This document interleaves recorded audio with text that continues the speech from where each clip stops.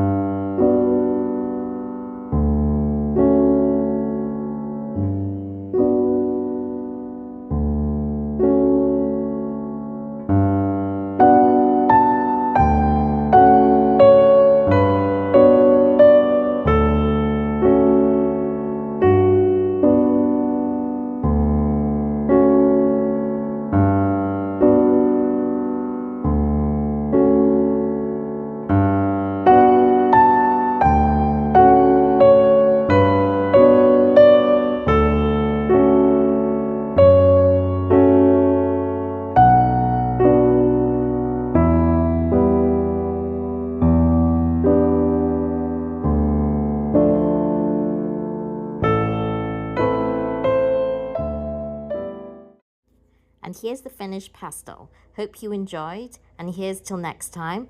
So don't forget, keep looking, keep painting.